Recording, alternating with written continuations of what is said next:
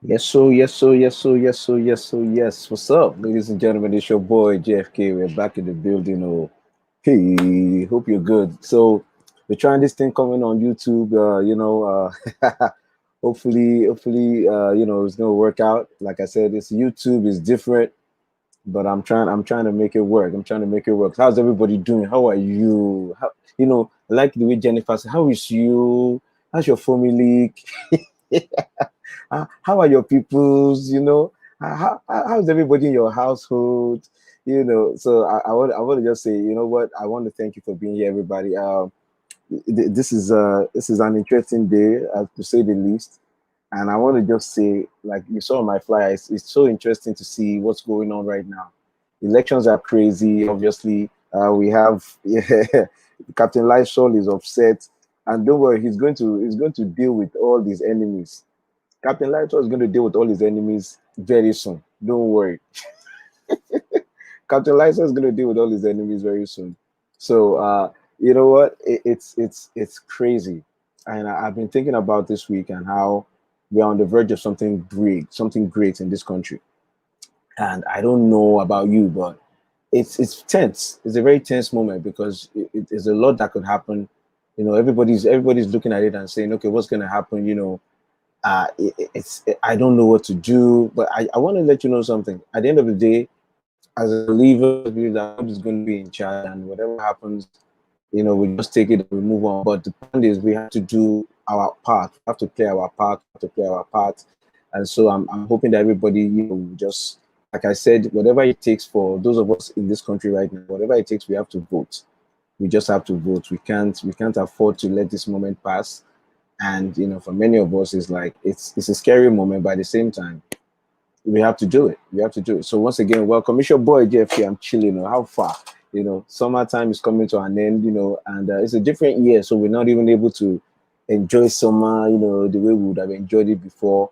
But at the same time, summer is still they still get that summer feeling. So you're still looking at it and saying, what have I done with my summer? Even though Corona has made that question a little redundant. But we still get to say that. What have I done with my summer? How have I, used the time? Many of us are going to start, looking at what we did during the summer, trying to figure out, did I use the time well? And I'll be honest with you, I have questions about how I've used my time. I've slept a lot. I have to confess, I've slept a lot, but I stopped sleeping after a while because you can't just keep sleeping. So it's one of those things where I'm looking at it and I'm saying, what's going on? Ladies and gentlemen, so I'm asking you, once you come in here, please join your boy on YouTube. Let's get this party started. I know it's a tough transition. It's almost like a gamble and a risk. It's a gamble and a risk. To do this, but it has to be done. It has to be done. And I want to say to everybody who's been with me from the beginning, shout out to everybody. I appreciate you guys. And I want to let you know that, we're going to be doing many things. Hey, BC is here, my guy. So, you know what I'm saying? Like, we're going to be doing many things. It's a tough one. This is an experiment right now. It's my people. Like, if you're here, please let me know. I'm happy. Yay. What's up? BC, help me if my page is not easily findable. Help me connect people. See, yeah, man, please help me, show me, help me share it. Let me know. BC, I need your help right now because sharing the page while I'm on is like I'm trying to see the best way to do it. It's like a lot of things that we are learning. So please help me share, help me share, help me share. So I know some people tell me, I know it's different since we're doing this, on YouTube today, and people always look for me on Facebook. But if it's just me and BC hanging out, yeah. So BC, we are here. So I just wanted to start with this issue with Steve Bannon, man. It's like nobody understands, why some people do what they do, right? Because my biggest issue is this: Steve Bannon, the hush lion. Yeah. Oh my goodness. Yeah, BC. So I just hope that people will click on the link from my Facebook page so that they don't have to go anywhere else. That's my hope. I should have only one, but I think I have the music one, the gospel JFK gospel music one. So that might be the one causing confusion. My bad. I'll fix it by the next time. Please, if you are here, just drop a line. Let me know. Let me know. And hopefully everybody will share. Please share this one. Share the live from this one so that people can get the right page. I'll fix it. You know, I'll fix it. I'll fix it. I'll fix it. But let's just come on. If you are here, let me see you. So I'm talking about Steve Bannon. You guys have heard what happened this past week. Steve Bannon, at this point, he's been brought before the judge. He's pled not guilty to multiple counts of fraud, mail fraud. It's amazing, and I think one of the biggest challenges I have is thinking of how people like this, why people like this do what they do, right? Steve Bannon, for all I know, for all many of us know, is a rich dude. Steve Bannon is a successful dude. It's like I just feel like Steve Bannon doesn't need this. It's like, why would Steve Bannon do this? Why would he be involved in something like this? And one of the things that makes it so weird is that they preying on the same people that follow them, right? The people that have been caught, it's like Trump University all over again. It's like Trump University all over again. And at some point, the real character of these people is showing, and people have to just remember that these people are not real. Yeah, so oh my goodness, BC, listen, I'll fix it for next time. I'll take it as it is today. There's a lot I'm trying to figure out. But I'll do better next time. Every time it's a new thing, it's hard. So I'll do it. I know people are trying to get on. Let me see, please. Let me just send that make this click on this flyer. All right, to get to the page. All right. So let me see. You know what? I might have to reset and then do this. I might do this. Okay, here we go. All right, look, I had to do it. So basically, what I've just done is I've set it up on the Facebook page too. So I wanted to just make it exclusively YouTube, but I think I'm not ready for that. I didn't prepare properly for that. So listen, BC, you're on tech support already. Let me know how much I'm paying. It's time. You're right. It's time. This transition to YouTube is really showing me that I need to get tech support. But hopefully my people will come on in. All right. So listen, I'm gonna just have fun. I'm just gonna keep talking. That's how I started anyway. So we're talking about Steve Bannon, the Hush Lion. So some people ask me, why do I call him Hush Lion? Because Hush Puppy is Hush Puppy. Steve Bannon is Hush Lion. The way the scam that Steve Bannon and his boys allegedly are into is such that they're attacking, they're scamming the people who are for them. They're scamming their own people. Welcome, everybody. Please, if you're here, drop a like. I'm sorry for all my people. I'll try to make it exclusively YouTube today, but BC told me we're going to work on that so that I don't have this mistake. I put it on Facebook now so you can join in. Please, if you're here, drop a like. We're talking about Steve Bannon, the Hush Lion. Oh boy, 35 million, just like that, just sharing something. Oh boy, Steve Bannon is the you see, he's Hush Lion. No. We know about Hush Puppy, right? But Steve Bannon is Hush Lion. After having worked for Goldman Sachs, after being the CEO of a presidential campaign, Steve Bannon is allegedly involved in a scheme. They just collect the money. No, let me tell you something about this scheme, right? This one be easy. Hey, my brother Cody is here. Also, Isaiah, good to see you. We need to chat, man. I need to connect with you, Wella. Thank you for coming on. So I'm talking about Steve Bannon, the Hush Lion. So please, every time anybody that says that Nigerians are scammers, we are 419ers, please tell them to shut up. We are done. We are done accepting the blame for scams. Nigerians, we have finally decided, do not talk to us about scam anymore. We are done. We will work on it internally. You understand? We will have our family meeting, right? And we'll talk to ourselves like, no more scamming. Nigerians, please, let's be honest. We will have the family meeting. But any outsider, any non-Nigerian that says anything to me about scam from today, we will fight. We will fight. Because this kind of scams that come up with people like Steve Bannon has taken. Look, Steve Bannon's scam is such that he didn't have to do anything. Guy, all they have to do was put up the GoFundMe page. Are you serious? The Hush Puppy scam, the Yahoo scam requires internet. You sit down, you type, you create situations, you email, you receive email, you do fake names, you follow up. You understand? You set up accounts to receive the Yahoo boys in Nigeria, they work. They are criminals and they should go to jail, but they work. This one that Steve Bannon did, man, Steve Bannon scam, they just did GoFundMe page, Steve Bannon, Hush Lion. My guy, he pled not guilty today. He pled not guilty. And I'm telling you, Nigerians, we are tired. We are not taking it anymore. Don't call us scammers anymore. We are done. Before I was like, Nigerians, hey, let's stop. Hey, we will still have that conversation with ourselves that let's be honest, let's change the reputation for the children. I'm going to have that conversation. But right now, today, I don't want to hear anything again. today, today say we like to trade the Ziani for Bannon in the national trade. We like to trade the Ziani for Bannon. Look, let me tell you, Steve Bannon's case is so unique to me because what does he need it for? You understand what I'm saying? This man used to be with Goldman Sachs. While he was the CEO of Trump's campaign, I'm sure he must have had opportunities. This guy goes everywhere. He's popular. He's famous. This guy, you know, he was running Breitbart. So now he has access to. Why did he need this scam? Why did Steve Bannon need this money? And they said he set up a, this guy set up a non-profit just to receive the funds from this scam. Bro. Alami said he's Hush Daddy. I know. I like that one. Forget Hush Lion. Steve Bannon, the Hush Daddy. And because his own scam is GoFundMe. They didn't even bother. Just yo, let me tell you something. They were caught by the postal service. That's how much you know that they did not bother. This is the postal service that caught them. It's like they didn't need FBI and Interpol. Postal service. Oh boy, that's a lazy scam. I think I'm more upset with the laziness of the scam than anything, honestly. Like no attempt was made to even pretend. They just put a fundraiser out there, tell people you are collecting money for the war. Please, I am not here today. I'm not here today to abuse or insult the people who donated to this particular fund. I'll be honest with you. I have no beef with them.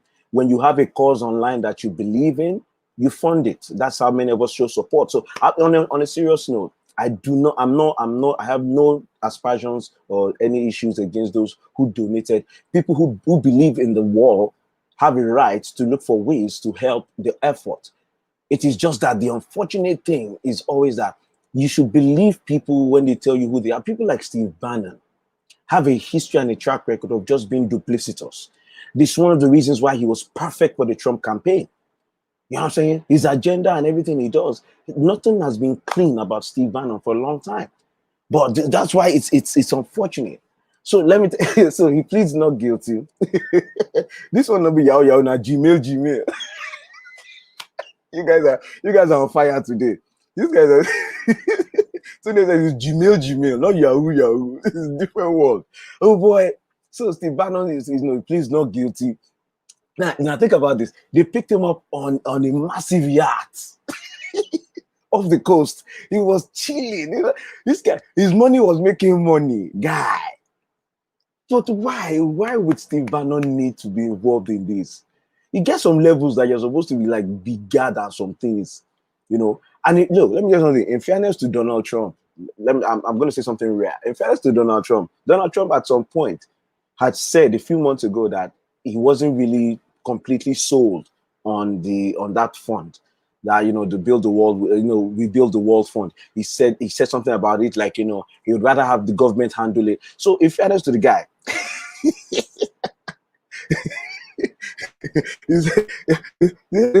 I'm starting my own GoFundMe page. 45 wins again. Keep America within their war. Don't come out. We don't want you.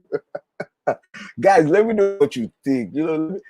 So this is my issue. Alabi says it's pure greed. Greed does not recognize color or country. The most annoying thing is that they keep saying Nigerians are corrupt when they are the worst. I think it's an argument that is tough to make, right? Because to be honest, one man's corruption does not absolve you of your guilt or responsibility for your own corruption. So the Yahoo boys in Nigeria cannot, because of Steve Bannon, now say they can continue doing Yahoo, because that's not how it works. Because at the end of the day, there's victims involved in this thing. People, as a matter of fact, one of the reports shows that the fund received some notes. The fund received notes from people who donated to this fund, and they were saying, please, this is the last money I have. I don't have much, but I believe in what our president is doing. I believe in the war. Please take this token. So people send money some people send the last, the money they didn't really have because they just believe in this. They want to support what the president was doing. That's what I'm saying. So people believed in the president's wall and sent money. So there are some people who send their widow's mite. That's what makes this tragic in many ways. You take these people's money, and what I want to find out, let me tell you something. I don't know about it. What I want to find out is, did they give any part of this money to the wall? That's something I want to know. I don't know about you. I want to find out during this investigation, did they give any part of this 25 million to the war? Or did they eat everything? I'll be very angry if they ate everything. Honestly. Because no, I will not take it. I will not take it. I will not agree. If they ate all the money, I will not be happy. Because when you are doing something like this, charity, at least the ones we know, the scammers we know, they will do some charity. Give some money to the war, keep the rest. Yes, I'm saying.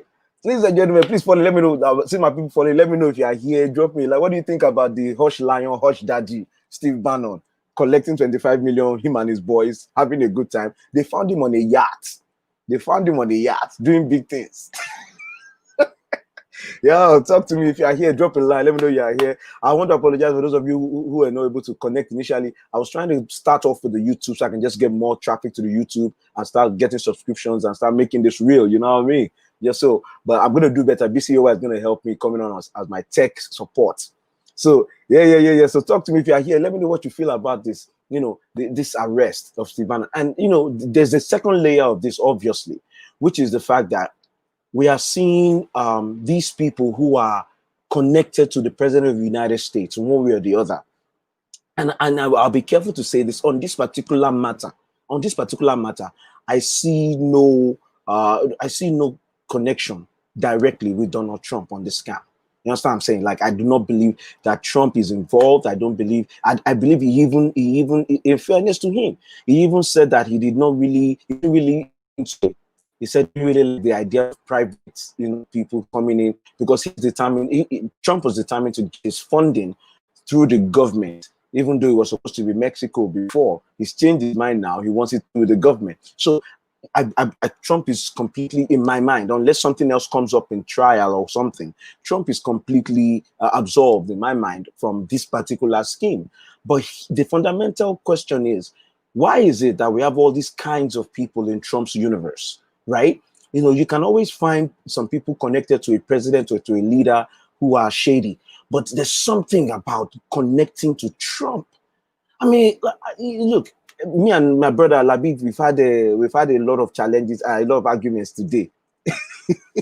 We have a lot of me and Labi and my brother Bolan, I just say, from my alma mater, we had a full Facebook argument today, and I love talking to those guys because we can get heated, but still the same time we can hang out. I love that, and I appreciate brother Labi for that. I appreciate Bolan. We can get, when you read some of our arguments, you imagine that these guys cannot talk to each other again. We even accuse each other of things, but we are able to still say, fine, what are we having for lunch? I love that. I do not take that for granted. I want that to continue, please, to my brothers and my sisters out there. I love that conversation, that we can disagree and still, go out for suya. I prefer that because, politicians will come and go. Administrations will come and go. Situations will come and go. But relationships are something that I cherish, and I appreciate that. So my brother and Abi and I were talking about some things with the Russia probe and all the revelations on each side of the things that have made it look like Trump was targeted and the things that have made it look like, there's some guilt there.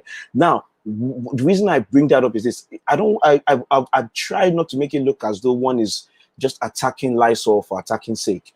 The reason why Lysol, hey, my big sister is here, Sister Stacey, good to see you. So the reason why, it seems like one is always attacking Lysol, for me personally, and I did a whole show about how I do not have any personal animosity towards Lysol, because I do not think that if he wasn't president, that I would even be talking about him.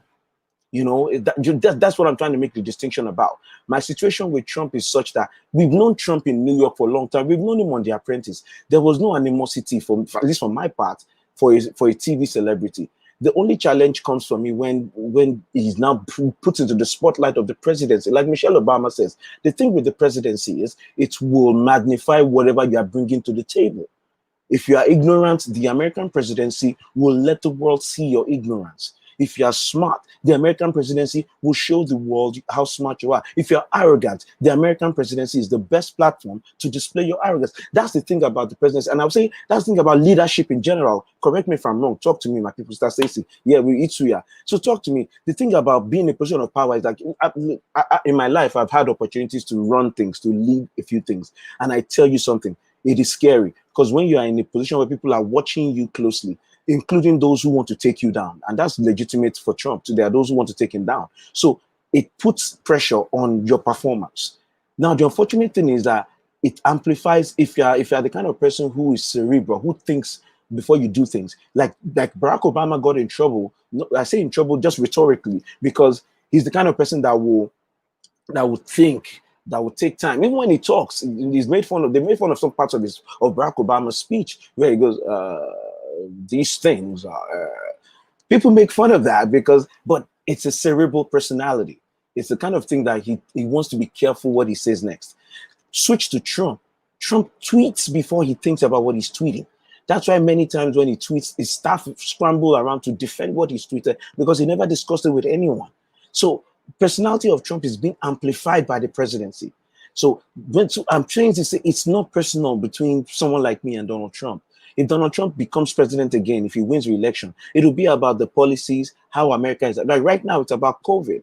It's about how his presidency is affecting us. It's about how the current administration is affecting our ability to go, for our kids to go to school. So when I speak on these things, it's because of his position. He is the president of these United States. I live here. I'm a citizen now, all those things. So that's the concept. That's the basis on which we're having this I love it. His fingers are faster than his brain, and he's not the only one. Many of us have typed and sent things that we wish we could take back. The problem is he's the president of the United States, so everything is magnified. That's the unfortunate thing. I feel like maybe I don't say this enough.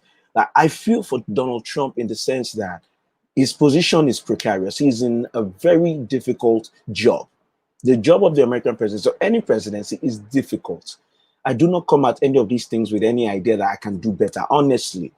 And I tell people that people tell me to run for PTA school board in my area, and I'm afraid because I don't know if I'm ready to even do PTA chairman. There are people in your neighborhood that'll tell you, "Oh, you're a lawyer. You can speak well, you can do this relatively well." Let me put it that way, because my Nigerian accent is strong, because when I think of suya, the Nigerian in me rushes forward, and that happens often. So I'm not able to continually be, I can't do full net 24/7. You understand what I'm saying? You feel what I'm feeling, because bread agege has impacted my ability to project. That is by the wayside. What I'm trying to say is that it's not easy to be a leader in any capacity. So talk less of being the president of the United States. So I come at it with that understanding that this is a difficult job. The problem I have is the inability or the stubbornness that keeps Donald Trump from listening.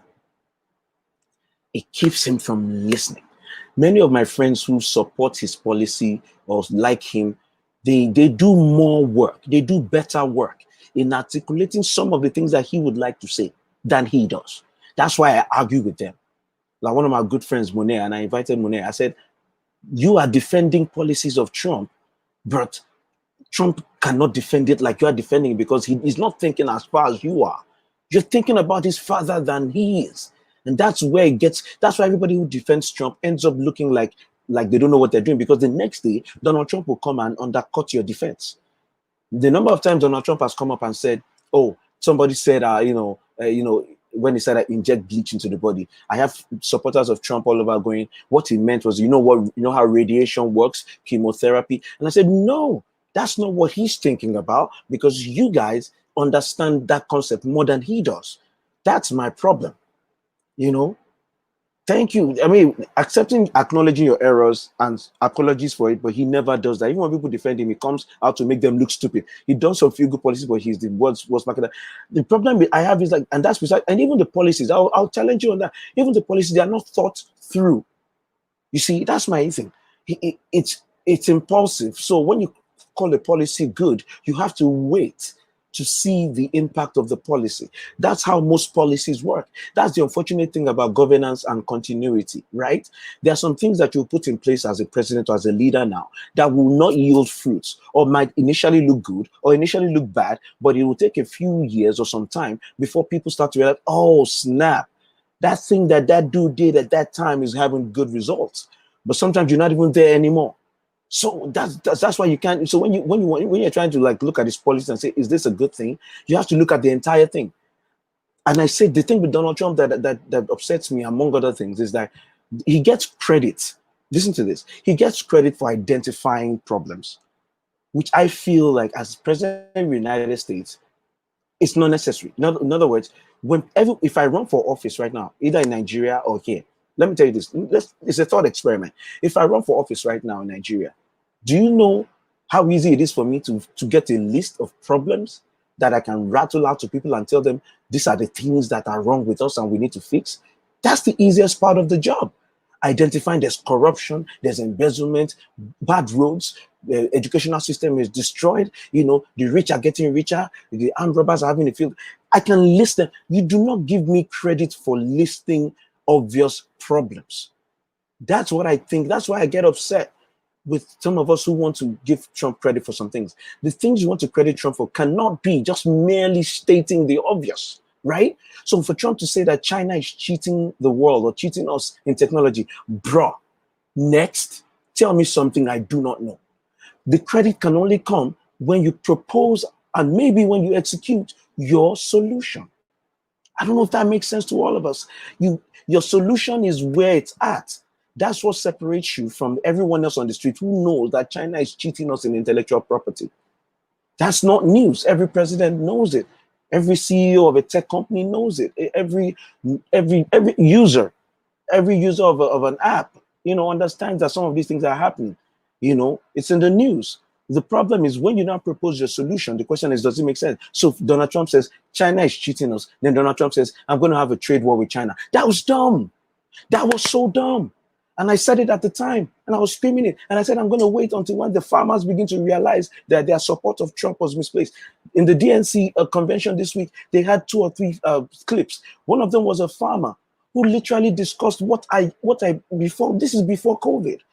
Let's make a separation. This is before COVID. When he did the trade war, there were many people that clapped for Donald Trump and said, yes, he's a strong man. He's taking it to China. I said, you have to take it to China in a smart way. Now he did the trade war with the hope that he can force China to the table, forgetting that China is a communist country. They do not answer to their people the way an American president has to answer to his. So China can wait you out, which is what happened. Unfortunately, the chance he had was just before COVID, where he was actually having meetings with Xi Jinping.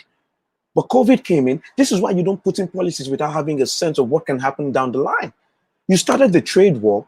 China stopped taking produce from your farmers. China is one of the biggest consumers next to America. They stopped taking the produce from the farmers. Farmers began to suffer.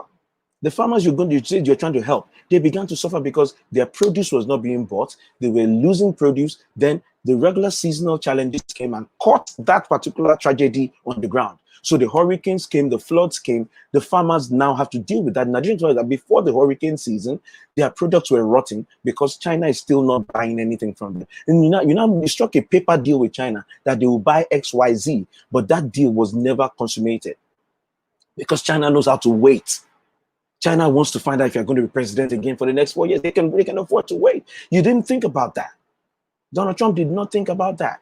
And so now farmers so many farmers are done. The bankruptcy index for farms right now is the highest it's ever been. It's an abnormal rate of bankruptcies for farmers because many of the farms have to be given up because they can't afford to keep the farm. Many of these farms have been in generations, but they can't keep it. What am I trying to say? Donald Trump started that trade war without thinking of the possible consequences. Femo is here. That's why only a fool starts a war without checking if he has enough ammunition to allow this. That is precise. And that's why those who clap for Donald Trump on the trade war clap for him prematurely. That's the thing with most of his policies. They are not thought out. Ladies and gentlemen, and that's why people leave his administration and they look at the chief of staff. Look at the chief of staff of the Homeland Security, the guy that is now all over the web, all over TV. He's on the DNC stuff. He came out and he told you, and this is my argument with all my let me make it this. There are those who support Donald Trump that are friends of mine, but there are those who don't support him generally, but they are determined to make someone like me, people like me, see that there are some good points to Donald Trump. I don't deny that. My problem is the good points you raise. When I look deeper, I find a problem. I'm sorry. That's just my reality for him. I'm ready to clap for him. When again, I'll use my only example. The closest thing I've gotten to me and Donald Trump being on the same page was in the issue of hydroxychloroquine. When Trump mentioned hydroxychloroquine as part of the drugs being studied, I clapped. I went online. I said, Trump has a point. But he underscored the point, yeah, and he undermined the point by saying that, yeah, what have you got to lose? Use it. And I said, no, you did good by saying it's being considered. I know hydroxychloroquine. I've used it before in my life. It's a strong drug. I won't be surprised if it does a good job against chloroquine. But let the scientists check. Let them find out the efficacy. Let them find out what the side effects will be. Let them sort it. Let them sort it. And they were testing chloroquine with the use of steroids, testing chloroquine with some other things, azithromycin, to see if it would temper the ill effects of chloroquine. How many people get, healed by using? They were doing all that, and I was saying, Donald Trump, all he had to do was say, we're considering many drugs. One of them is hydroxychloroquine. He could have even mentioned one of them is remdesivir, who happened to be the one that excelled eventually, and find a way to make that one cheaper. He didn't do that. He just committed to the one that he thought his friends were involved in, that he's been touting, and it sounded like a miracle drug. Bro, that's what I mean by looking at his policies. He will have a nugget of something good, but he cannot sustain it. So now we're in a situation where VC wants to go and buy a farm. See, war without a strategy is an Agbero fight. Assistant MC Oluomo, bro. Guys, talk to me about this, and that's why when I come at it, I'm gonna now look at Donald Trump surrounded by people who are going to jail or who have gone to jail, and I put it to you that this is not a good thing. It's not. I mean, Steve Bannon, the hush daddy. He was behind Trump. He gave Trump a lot of the strategies that Trump used in the election.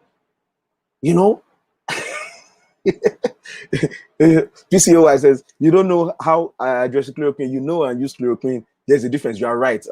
I correct myself. What I used was chloroquine.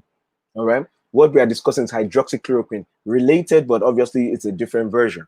But it was on the same basis that chloroquine is so effective against malaria, against fever, that it must have some impact against this coronavirus that manifests partly in a fever. That was the whole connection. You understand? That's the thing. He doesn't admit mistakes. And I'll tell you right now, to be an American president, to be a leader, your inability to admit mistakes is a killer. I'm sorry. There's no two ways about it. If you are not ready to say that was wrong, it's the same thing problem I have with Andrew Cuomo in New York right now. It's the same thing I have. I mean, Cuomo, when he did that flyer about New York as contained COVID and we're doing well, and I said Cuomo should not have commissioned or approved or even condoned any posters or flyers that make it look like we are taking a victory lap over COVID in New York. That's dumb, because it's not over. And now in New York, we're still watching. We're seeing some things that is making us concerned. It's concerning us, but you have to give yourself room to come back and make changes. This is it. I mean, you got a guy like DeSantis in Florida. The inability to say, I messed up, I got it wrong. So he has to double down on the lie. He has to double down on pretense. But the unfortunate thing for him is that Corona doesn't care if you're pretending or not. Corona will take your people. So now that's the same problem that Donald Trump has. He committed himself to falsehoods in the beginning of this process. He has been unable to come back and say, I was wrong. That is why he has been doubling down. He's still saying that he's going to disappear. He's still saying, instead of him to say, I thought it would disappear, but it's not disappearing. Let's fix it. Do you know that Donald Trump would have, I can't believe I'm saying this. Tell me if you agree with me. Donald Trump's re-election would more or less have been guaranteed, I think, if he had handled Corona properly. I think because of Donald Trump and his team, because of their ability to celebrate even small successes. If Donald Trump had been able to curtail corona, reduce the death rate, uh, get us to a flatter curve, a flatter part of the curve earlier, Donald Trump would have been running this campaign right now, talking about who killed corona. Come on, yeah, who destroyed COVID? It's your boy, your favorite president. That's what he would have been doing right now, and it would have been hard to fight him. It would have been hard to fight him if Donald Trump had controlled corona. If he had started this year saying corona, you see, I mean, you say I'm expecting too much from him, but I feel like for somebody who's so committed to himself and to self-aggrandizement and to self-image, all he had to do was do the right.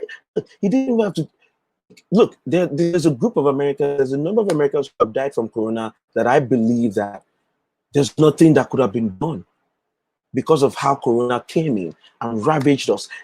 New York is an example. We lost, please correct me if I'm wrong, we lost about between 24 to 25,000 New Yorkers to COVID, right? Before we got to any point where we even had an idea of what to do and we started getting it under control. That's not a joke. That's not something to sneeze at. That's human lives lost. That's families devastated. That's children with no parents. That's husbands with no wives, wives with no husbands who started the year with their spouse, with their that is teams with their coaches dead. I don't know how else to put it. Those are human lives in New York who were part of our community, whatever, not knowing what their personalities were. You see what I'm trying to say? So we lost valuable life to COVID in New York. But we are able to still say, thank God, we're doing better now. Because there's a level to which you will say, fine, there's nothing we could do. But then you cross a threshold where you're like, there are some deaths that are not supposed to be. We should not be losing people simply because we don't have a national policy on mask wearing. We should not be losing people simply because the equipment that our doctors and nurses are using are inadequate. Not in America, not in this America. There should not be nurses and doctors who are lacking PPEs. There shouldn't be. Yeah, PPPs, I mean. And then we should not be having businesses suffer so much. There are so many businesses that if they had been given the money that they needed during the assistance, they could have survived this. But they never got the money. And now they haven't reauthorized another bill. And this is what I'm talking about. They are not reauthorizing another assistance bill, but COVID is still ravaging. These are the things where leadership is missing. And so you have a man who is in power, who is in office, who just cannot even do the right thing when the right thing is in his favor. That's the other issue I have with him. So, I mean, I've moved away a bit, but the whole point was Steve Bannon is part of Donald Trump's circle. Donald Trump promised that he was going to surround himself with only the best people. I know. There's almost no point raising these things anyway because he has disappointed and he has failed on all of them. From the simplest, who is going to pay for the war? People think we will forget that. I will never forget that because I kept looking at the people at his rallies shouting Mexico, and I said, "Is anybody asking the question? How are you going to get Mexico to pay for a wall to keep Mexicans out?" And he didn't explain it because there was no way to do it. And then, like I said, like an example, some of my friends were telling me, "Oh, you're just not thinking outside the box like him. Do you realize that Mexico gets certain amounts of trade and aid from America? If we hold back that aid or trade, do you think they will not pay for the wall?" I'm like, bruh, aid and trade are reciprocal. When you give aid, you have influence. If you want to keep your influence, you don't take away the aid. And if you take away your aid, there are other nations that will give aid for influence. That's math, bro. And then in terms of trade, Mexico and America have reciprocal trade. You're not going to stop trade with Mexico without hurting some American companies. That's why the trade war failed against China. And like, I'm not an economist, but I know this stuff. And you don't have to believe me. You don't have to listen to me. You can dismiss me as that's not you can tell me that's not my field, fine. But you can't dismiss the reality. You can't dismiss the fact that the wall is not being paid for by Mexico. The trade war has not been good for the American farmer. Those are things that you can verify. And I predicted them because they were just things that I could see just doing the math. You know? And that's why for me it's a question of America needs to make a decision. Are you okay with this? Are you okay with the friends of your president, the associates of your president, turning up on criminal charges. Put aside the criminal charges related to Russia. I know there's controversy, but just in their daily lives, so many of these guys are shady. Just shady people were all around him. His personal lawyer just got out of jail to write a book telling us how horrible he is. His niece just wrote a book telling us that he has no empathy, which we already knew. You understand what I'm saying? Like, Michael Bolton, security advisor, came out, wrote a book telling us how dumb he is. The Homeland Security Chief of Staff, I forget his name, he's out here telling us that all the things that Trump said and did during meetings that he couldn't believe. So we need to start making that decision. The point of the story with Bannon is to remind you once again that the president surrounded himself with this kind of person, someone with all the money he has who still thinks it's okay to go and defraud people, to take money that was meant for the war and to spend it on himself. That's the kind of person that Trump surrounded himself with. And again, even giving him credit for the fact that he had gotten rid of Bannon. The problem is, look at the number of people he has had to get rid of. There's a treasure trove of people that Trump has had to throw under the bus. And you have to ask yourself the question at some point, why are you hiring these people? Why do you have to fire everybody you hire? And then when he's firing them or when they're resigning, he calls them names. He says they are rubbish, but you hired them. What is the problem with your hiring capacity? Why is your brain attracted to hiring people that you eventually will come and tell us that they are rubbish? Could it be that you are a rubbish person attracting rubbish people? That's a possibility, right? You might just be rubbish, you know? So let's look at this. My point with NAFTA. He got a deal on NAFTA. We know that licking our wounds on that one though, and I will fight. He won that. He didn't win NAFTA, bro, because like I said, for every policy, Alabi, wait, Alabi, you have to wait. Do not congratulate him on NAFTA yet. It's all about the implementation. It's all about going forward. It's all about being able to find out if at the end of the day you get the benefit that you are promised on paper. That's what policies are. There are many policies that Joe Biden, Barack Obama, all of them, they're getting pilloried for today because when they made them, it looked like it might be a good deal. But NAFTA was something that Bill Clinton got attacked for, right? The NAFTA that Donald Trump put in place is a tweak of the existing NAFTA. Giving him credit for the brand new NAFTA deal is discarding the fact that all he did was work on an existing deal. And in as much as the existing deal was pilloried and talked about as rubbish, you cannot just make a few tweaks and then get credit for the entire deal. That's my issue. Those of you in the north that you say you're licking your wounds, my brother, wait. Just wait. By the grace of God, God will spare our lives. We'll be here. Let's wait. This is the problem. I promise you that, and in fairness to him, something like the NAFTA deal, I know that he himself didn't do anything on that joint. We all know that it's the policy guys that do the work for these policies. But kudos to him for pushing for that and getting that. But wait before you give him the parade. Before you give him the parade. This is my issue. And that's why when you look at the presidency is a continuity. The last guy's policies do not sometimes manifest, especially if it's done in the last few years of the presidency. You don't see them until the next few years after. That's why you wait. That's why Obamacare, quote unquote, was rubbish when he did it. But all of a sudden, almost the whole country is saying, please don't kill it because that's all we have. That's how policies work. It takes time to work itself through the system and you can assess it now on the efficacy thereof. You're talking about the NAFTA deal right now. What we're looking at right now in America right now, if we are unable to manufacture, it'll be useless to us to have a good deal if we can't produce goods. The manufacturing sector is devastated right now.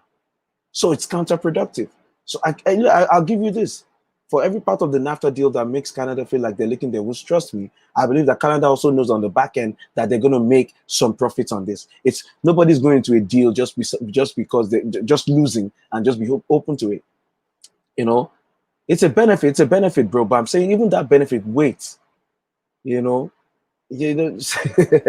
don't apologize. Look, I don't want to make this show about calling Trump names because I feel like that sometimes it takes away from the point.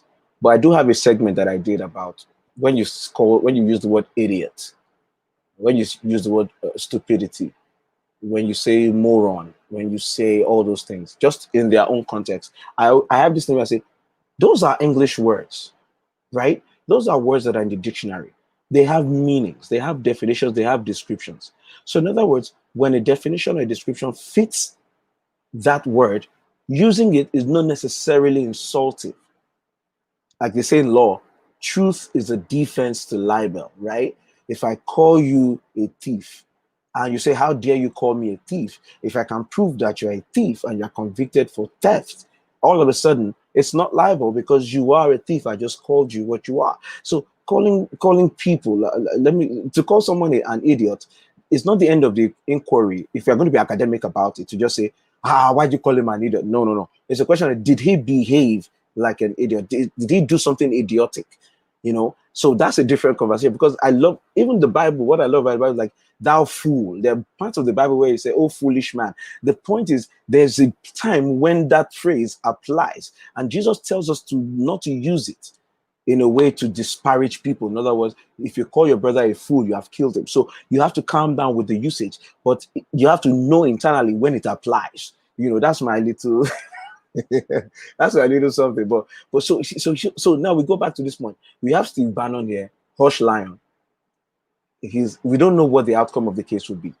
So that's why in many cases I have to wait. We have to wait. He's pleaded not guilty. So it's up to the prosecution now to push the case forward. We'll see if they go to a trial or if he takes a plea. But the scandal of it is bad enough. You understand what I'm saying? Like, if you are somebody who is connected to the president of the United States, you know, at any point, maybe you should try to just stay away from stuff, at least until he leaves office. You understand what I'm saying? There's too many of you guys out there who are Trump related, Trump connected, Trump associated, who are shady. And we are not shocked, because Trump himself right now is individual number 2. Is an unindicted co-conspirator in a case where someone has gone to jail. Let's not forget that. Trump is not out here with no case on him.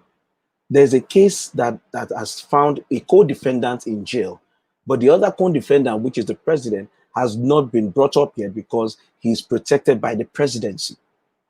So it's not just the people surrounding Donald Trump. Donald Trump himself has jail, you know, smelling on his clothes. But it's just one of those examples of why America needs to make a change. Ladies and gentlemen, if you're here, drop me a line.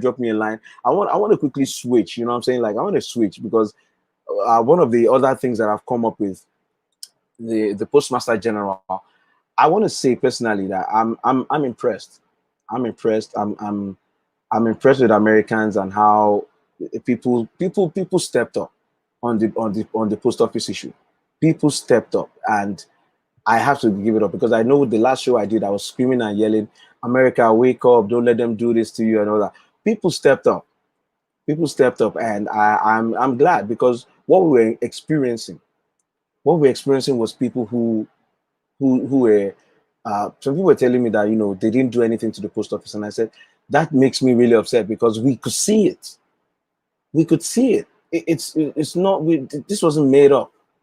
This wasn't made up. And like, just like Donald Trump, when you defend people like Trump and DeJoy, be careful. You know, you need to wait before you defend these guys, because what ends up happening is they come back the next day and they stop the process that we are accusing them of being involved in. So in other words, when you're now telling me that, oh, he didn't do it, but then he now comes and says and tells the Congress, okay, I'll stop doing what you said I'm doing. The Joy had to come up and say he'll stop doing what they said he's doing. He was on Capitol Hill, and they questioned him. And one of the things he said, they asked him, all the mail sorting devices that you have removed, you say, you know, you're going to stop removing them. This is not the mailboxes too. Don't forget, he also removed the sorting devices, the devices that count mail. And they asked him, all the mail sorting devices, are you going to return them? And he said no, he's not returning them. And they asked him why, and he says they are not needed. Ladies and gentlemen, I need your input on this. If you have a machine that is in the post office that is sorting mail by barcode, hundreds of thousands of mail by barcode. You have a machine that is doing that. Somebody removes that machine, doesn't replace it, didn't repair it, but it's telling you it's not going to bring it back. Please explain to me, what do you think that will do to the mail process? No, I need input. Just look at our daily lives. If you have a machine in your house that helps you to be more efficient at any task, and someone takes that machine away from you, what do you think will happen to that task? How do you think that will reverberate to your time, your energy, your finances? It is amazing that these guys think they can get away with this stuff. America is too smart for this. I believe it. That's why I said I'm proud of Americans who stood up and they were fighting all of these changes to the post office. Unfortunately, I believe that a lot of damage is already done. My fellow Americans, a lot of damage is already done. Where we are now, please, ladies and gentlemen, early voting is going to be very essential. If you're going to mail in your ballot, you have to mail it in very early, request it early, mail it in early, give yourself a chance for them to count it so that they won't say they never got it in time. All right. Furthermore, for those of us who are in those districts where we've already seen the effect of the changes to the mail, to the postal service, you need to get your mask. Like Michelle Obama says, get your mask, get your, maybe you want to do corned beef sandwich with some butter. You can use mayonnaise. For those of you, you take the corned beef, you heat it up slightly, put the mayo in the middle. Make sure you are using Pepperidge Farm bread. Pepperidge Farm bread, what I'm trying to say, is premium quality bread. It's not a commercial, it's not an ad, it's just a fact. Pepperidge Farm bread is you can do the hearty white. The hearty white is a really good one. For those of us who like the wheat bread, if you like wheat bread, go to Pepperidge Farm brand. It gives you the taste of real bread, even though it's wheat bread. So get that. So put the corned beef with the mayonnaise. Maybe if you're like me from Nigeria, you can boil eggs. So take the boiled egg, chop it up, mash it into the corned beef and butter and mayo. Right? It's not a cooking channel, ladies and gentlemen. This is strategy for voting. So take the corned beef, spread it over the bread. Make sure you cut the bread diagonally. Are you listening to me? It's very essential. When you have your sandwich, you put it in between two breads. Now, some of you might want to put cheese on it. That might be a bit much. You already have butter, so please don't kill yourself. Put the butter, mash it with the boiled egg. Right. Now, put it together. Make sure you don't let it squirt out of the sides. Please, it's very essential. It can mess up clothing.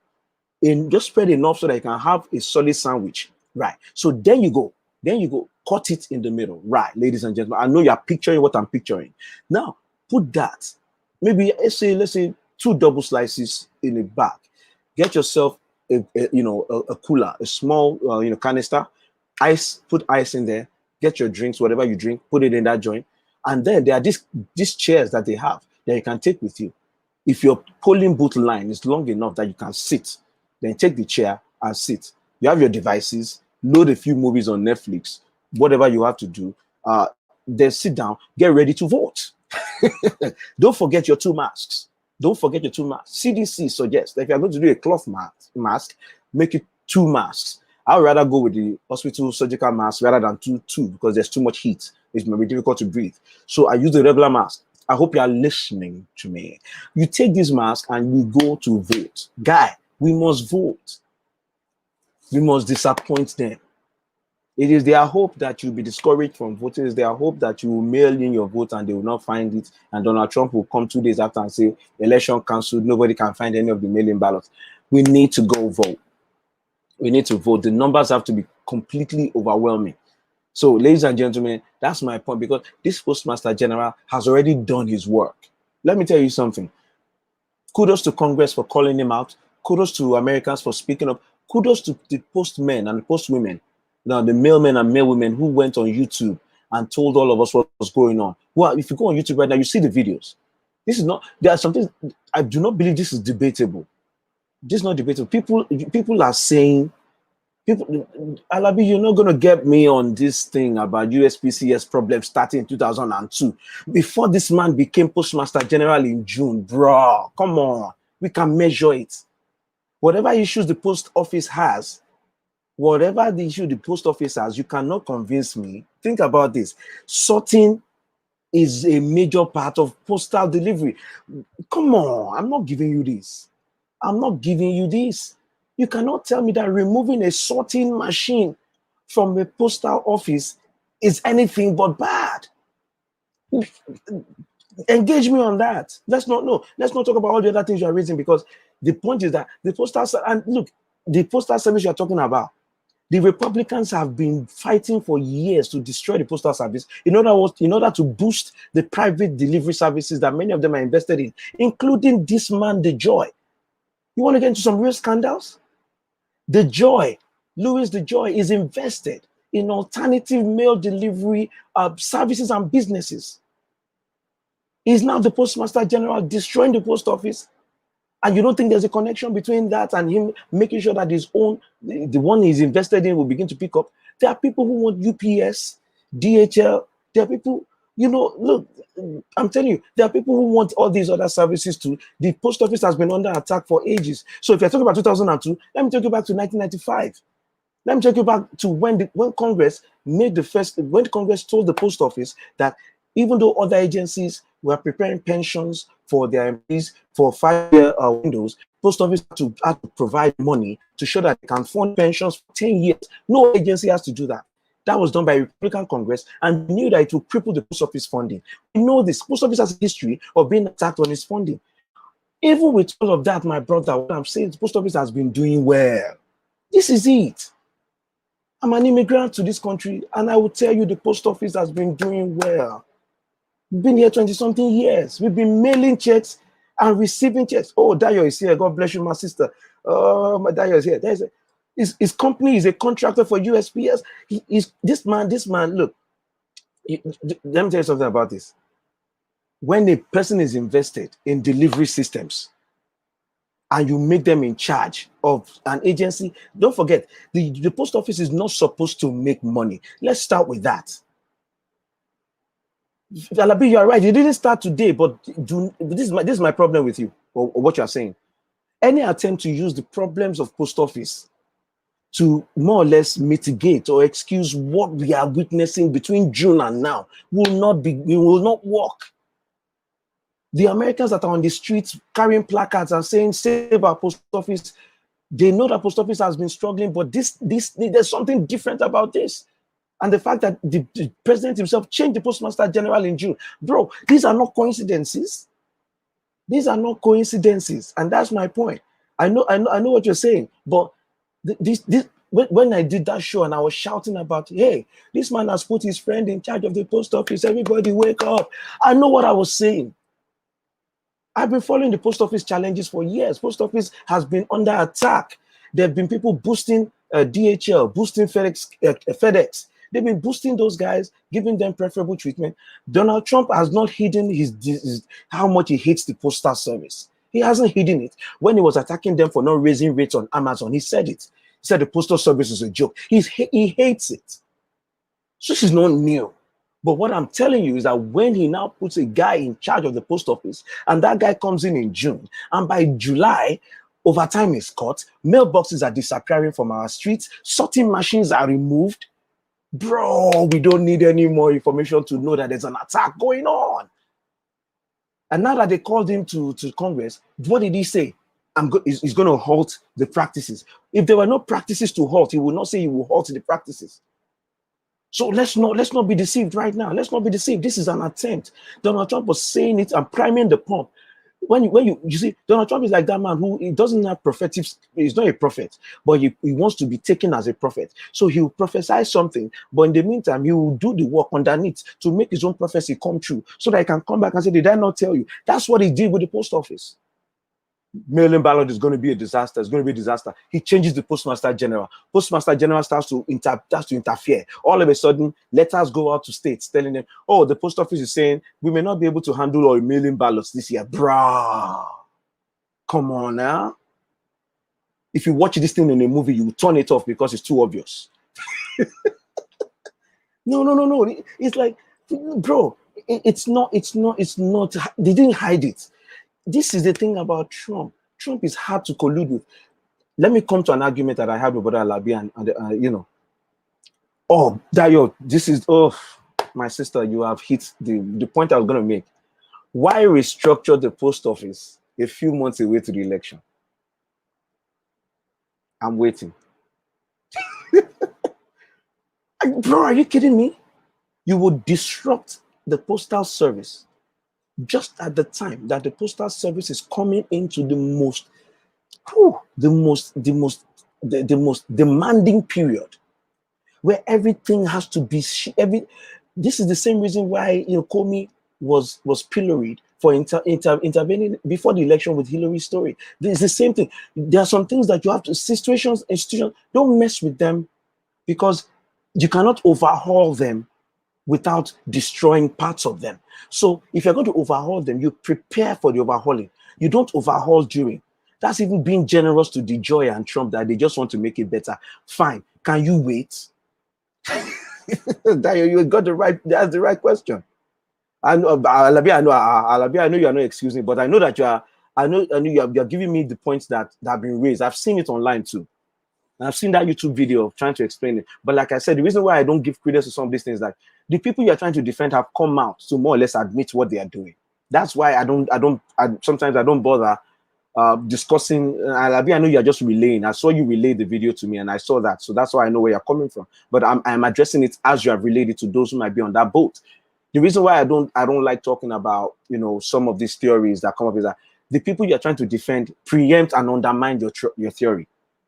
DeJoy has come out to say he will stop most of the things he's doing. He will stop taking mailboxes away from streets. So you can't come back and say he didn't take mailboxes away from streets. You see what I'm saying?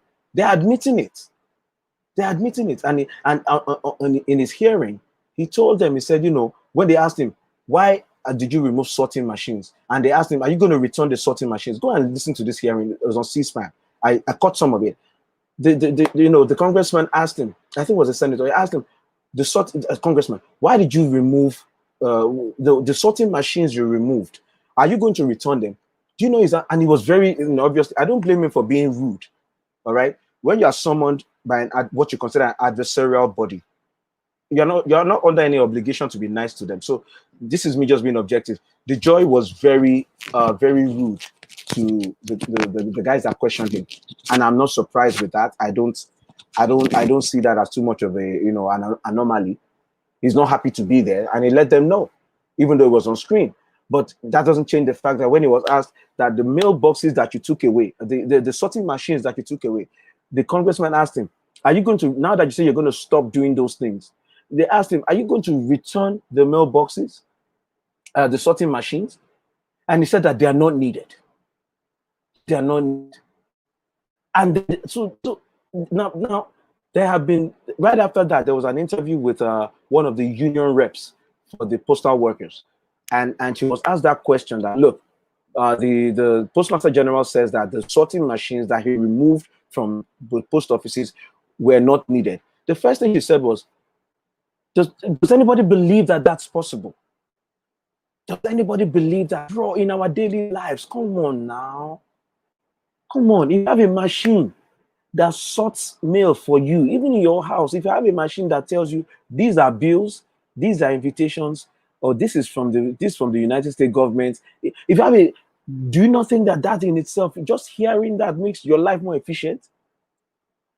I don't have the exact numbers. The postal union lady said that she's talked about each sorting machine sorts, I don't know, hundreds of thousands of mail per hour. And that those machines, they operate 24 hours because they are machines they can be left on overnight. So those machines do a pre-sort. The machines are pre-sorting. This one is going to this. This is government. The machines are doing that work so that the mail postal service workers don't have to waste time sorting out those barcodes. That's why they have barcodes on them, bro. So you now take away those sorting machines. And then you're going to now tell me that they were not needed. Come on. Yoruba said, two people cannot be taken by the same lie. Either the liar knows he's lying or the person they are lying to can tell that they are lying to him. Dayo, you are the best today. Look, Dayo Kibino is my sister. She's running 3,000 sorting. Is it Dayo? I don't know the sorting machines they took out. Each of them is sorting hundreds of thousands per hour. How many do they sort per day? How many do they sort per week? Who's going to do the sorting now that you have taken the machines away? Wait, let me guess. People? Human beings? With how many hands? Are they Martians? Have they mutated multiple hands? How will this not slow down the mail? So you see that the thread works. Alabi, we are on the same page. You are telling me all the problems that they have, and I'm saying, don't make any of them worse. You are right. You know, and even on the funding, you know that the funding is already an issue. Donald Trump bragged. America, I don't know how much more of this you can take as a nation. I don't know how much more of this America can take as a nation. There's a level of callousness. There's just a level of unbelievability that I don't even know if that's a word. It's unbelievable. Donald Trump literally said on TV, the post office, they're gonna need money, and they can't do it without that funding. He was happy to say that the post office cannot operate, they cannot do mail-in ballots without the funding. Is this an American president or an American saboteur? You have to ask that question. You see how happy he is that because the funding is not available, the post office will not be able to meet the moment for the election. All because he wants to discourage the mail-in votes, because he thinks that will help him depress the vote so he has a chance of winning. For this alone, America, you should vote him out. This man should be voted out. And I said last week, I have personally not been on the bandwagon for any kind of arresting or jailing Donald Trump after his presidency. And my reason for that is purely political, I have to admit. My reason for that is that I do not know if this country will survive. It's already divided as a country. If Donald Trump is defeated, there's going to be already more escalation. Even if he wins, the division is going to be just more severe. Either way, I do not know if this country can handle, a prosecution of Donald Trump. I don't know if my BC and all of my friends have attacked me and said, no, we can handle it. But Afemi Bello said, we can handle it. Don't worry about that. If he's guilty of a crime, put him in jail. America will handle it. Personally, I just don't want to see that movie. I'm not ready for that movie. BC said, I'm the driver of the wagon. Arrest him. I know what you mean. I know the sentiment, but just politically, there's a reason why, some presidents in the past were pardoned and things like that. So that aside, but I'll be honest with you. This thing that he, through his Postmaster General, has been doing with the post office has changed my mind on that issue. This is criminal.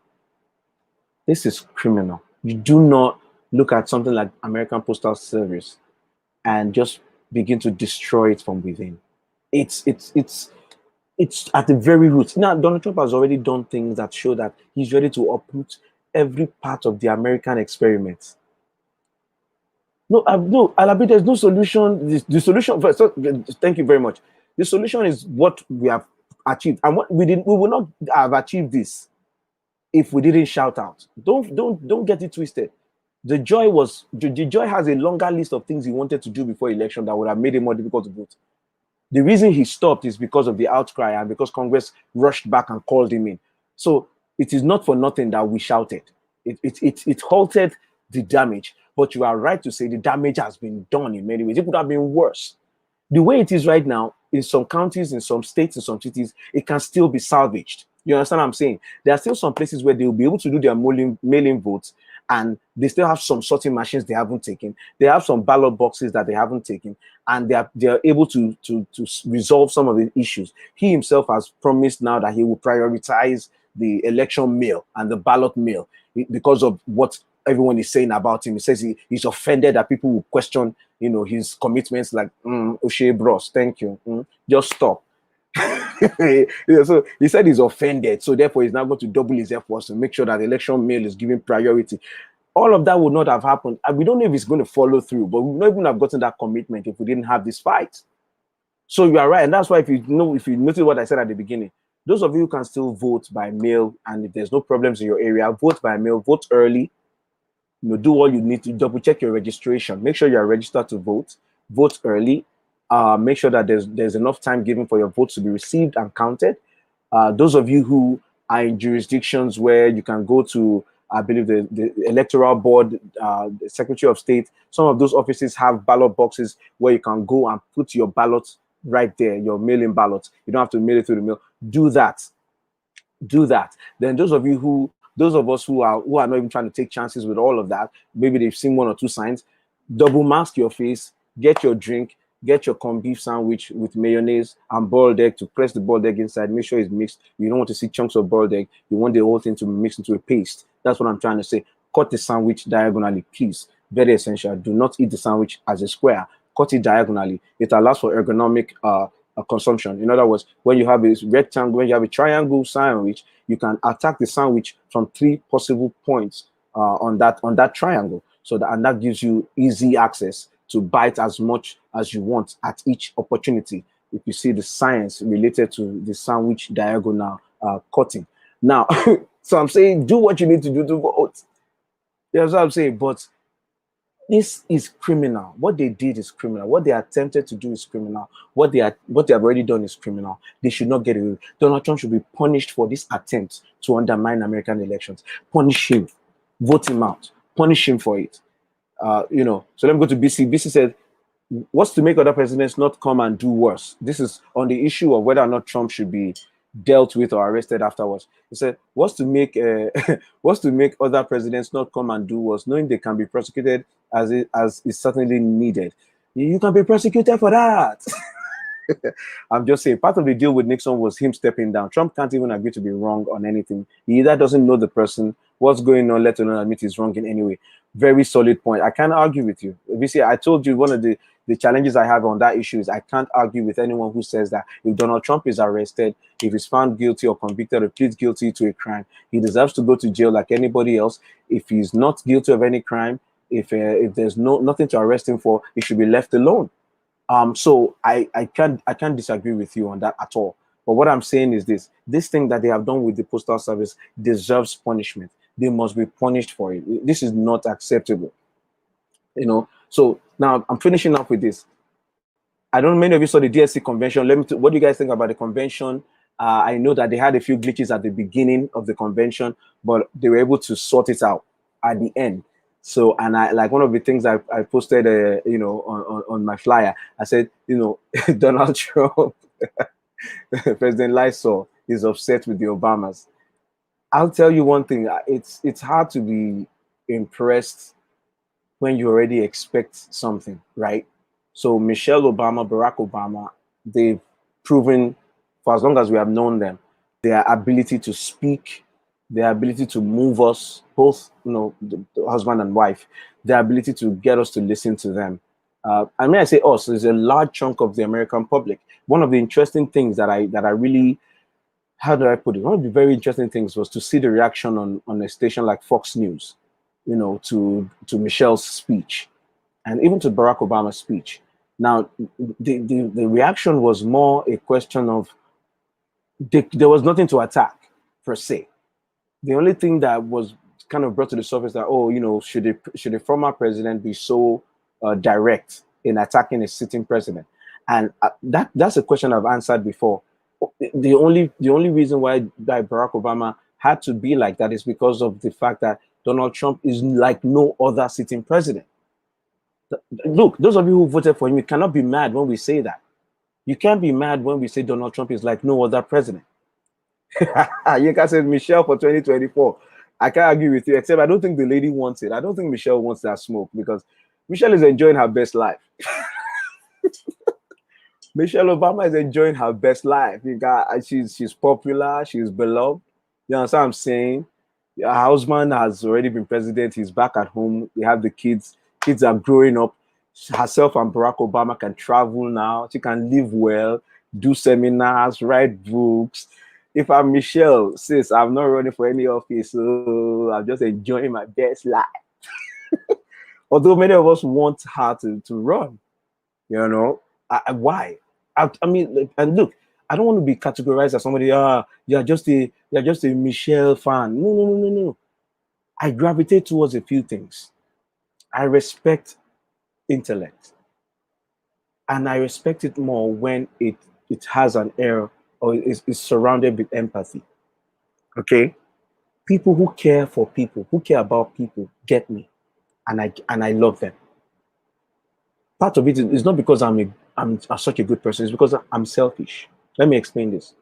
It is my selfishness that makes me pray that or want people to be empathetic. If we live in an empathetic world, if everybody in the world learns, and we may not all have it to start with, but if you pick up this sense of humanity that I'll be nice, I'll be good to X and I'll be good to Y, if you are thinking like that and I'm thinking like that, there's a chance that the day that I need help, I will get help. That's why I want to live in an empathetic world. That's why I want to live in a world that is merciful. That's why I want to live in a world that has kindness. It's not because I'm just a nice guy. It's because I'm realizing that if you live in a kind environment, you are likely to get help when you need it. And you will help others when they need it. And you guys are likely to get closer to achieving a happy community when there's kindness. When there's kindness, you may not shoot the other guy. When there's empathy for people in your neighborhood, if you become the commissioner or local government chairman, you may not embezzle the money for the road. Do you see my picture now? This is why I happen. People think when we talk about empathy, kindness, oh, it's weakness, and no. There's a value to it. If you have empathetic leaders, some of the greatest men and women in our history that we look to, they are not perfect. The more we learn about some of our greatest quote unquote heroes, the more we find out that they have many issues. But the thing that makes them continually in our hearts to be revered is that the struggles and the fights that they involve themselves in were undergirded with some sense of helping the fellow man. That piece of their puzzle is what separates them from everybody else. The fact that they are sacrificing for the fellow man. It is that relationship to kindness that makes a Martin Luther King somebody that you continue to thank God for. Because if you think about their struggles, what did they achieve? What did they gain for themselves? What was the profit to themselves? When Martin Luther King and Malcolm X were leading the fight in their own different ways for equality, for rising of minority communities, they were under intense pressure. They were under the threat of violence. They couldn't focus on making money on themselves. They were involved in non-profit organizations. I don't know if you saw I'm saying they endanger their families for the fight. And on some level, that is based on the fact that they look out and they see the treatment of Black people and they said, this is not good. They look at it and say, this is not good. So there's empathy involved in their struggle. So that is why someone like Michelle comes on my radar. Barack Obama comes onto my radar. Barack Obama is the kind of guy who I think in presentation, it seems many times, my critique of Barack is sometimes he's robotic.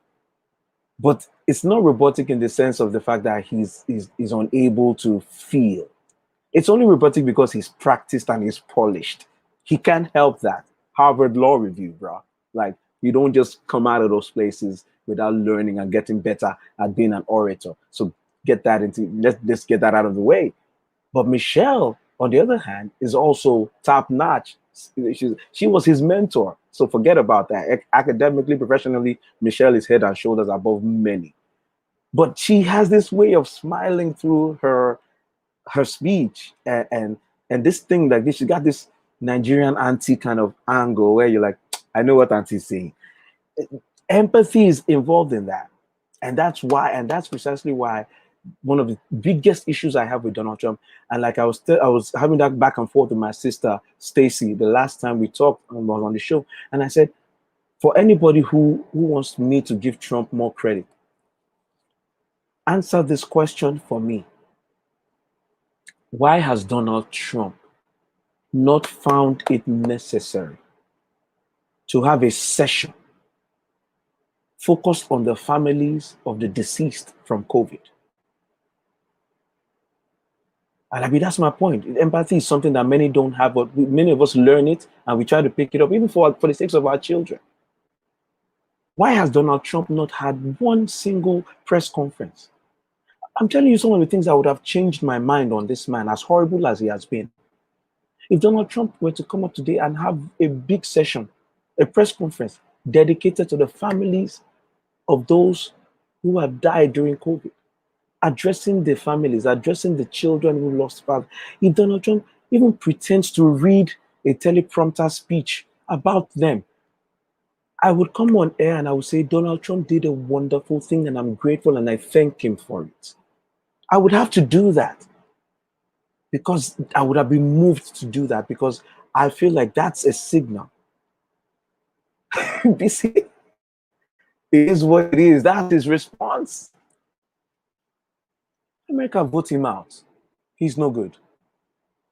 He's no good. He's no good for you, America. He might have given some of you a sugar high when he first came in. Now we are crashing. He's bad. He's just bad for America. It's bad for America. The DNC convention, all the theatrics notwithstanding, one of the things that came through, and that's why Joe Biden's speech, what I expected and what he did and what I like is an appeal to America to return to some form of decency. America was never perfect. America was never even good enough because when you have ideals to attain to and your ideals are up here and you are here, you're not good enough here because the ideals, in other words, the objectives and the goals that America has set for herself in all her founding documents are very high standards. And it is what makes America great. In other words, the pursuit of those standards is why America stands out. I don't know if you get what I'm saying. America is wonderful because it continues to pursue equal justice for all, equality under the law, the rule of law. All men are created equal. It never lived up to it, even while it was saying it, while they were writing those documents, there was oppression, there was slavery. But the documents themselves they've taken on a life of their own that is devoid. It is apart from even the people who wrote it. And so America's reaching for those ideals is the thing that allows someone like me to come from Nigeria and study here and go to law school and be hired as a prosecutor in a county in New York. It is because of those words that, yes, come in. You can do that. As an African who is now able to claim that I'm an African American, the ideals of America make that possible. The ideals of America make it possible for someone like Steve Bannon to be arrested at all. There are countries in the world where you will never get that close to somebody who, if they just have the complimentary card of the president, is enough power. You cannot stop them, you cannot arrest them. But the ideals of America allow stuff like that to be happening. So the ideals are wonderful. The standards are great, and they are worthy of pursuit. What Donald Trump has done and his administration is to go underneath those ideals and begin to uproot everything.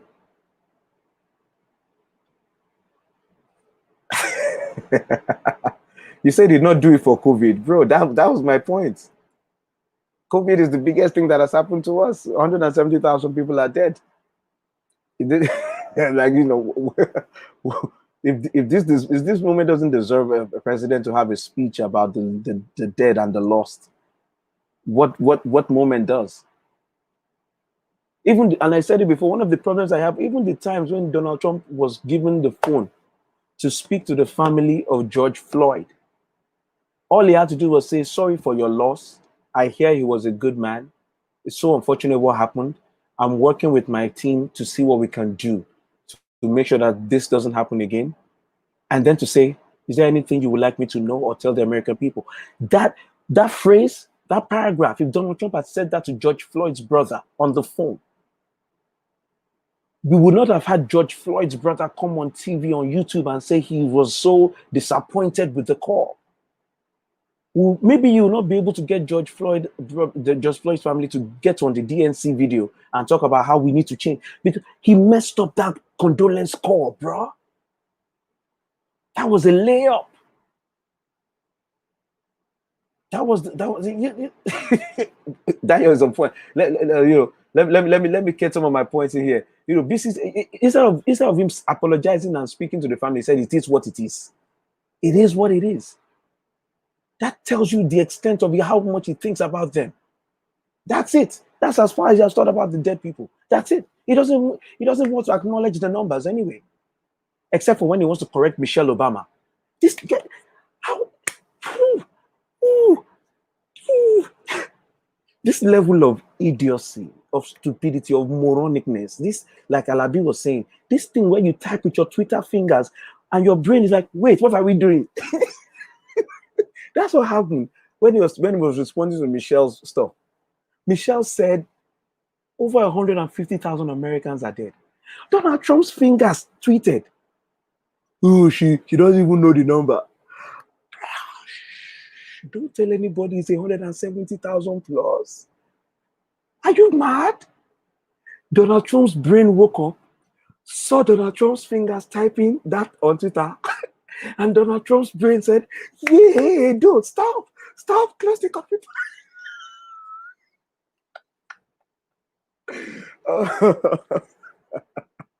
Hey, Biola is here. Oh my goodness, Abiola, good to see you, sis. What's going on? Talk to me. Michelle got the numbers wrong, and this guy had to remind us that it's 170, not 150. Not to mention, like I posted, Michelle said over 150,000 Americans are dead. That covers 170, 180, 190. When I say over 150, it's 170, not over one. That aside, why is Captain Lysol President Underpants? Why is he reminding us that the number is actually closer to 180? What is the benefit of that under his watch? It's the same thing they are doing with the ads against Biden. If Biden becomes your president, there'll be chaos in your streets. He was showing video of the chaos in the streets while he's president. Yay! And I've said this, America, it's okay for your president to be an idiot and to be dumb. You don't have to be. We don't have to be as dumb as he is. There's no rule that says that we have to be stupid like him. So let's not be. He's showing videos of burning cities under his presidency and warning us that if Biden becomes president, there will be burning cities. Like, bruh, that means that will not be different from now.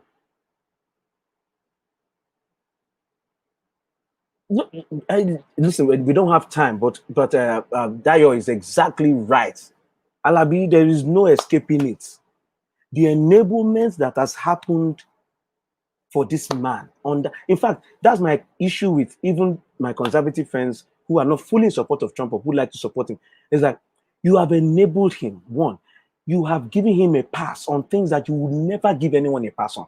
This is my biggest beef with all my friends that want to correct me about not giving Donald Trump credit. No, you have given him a pass on things that never again will you give a pass to anyone else.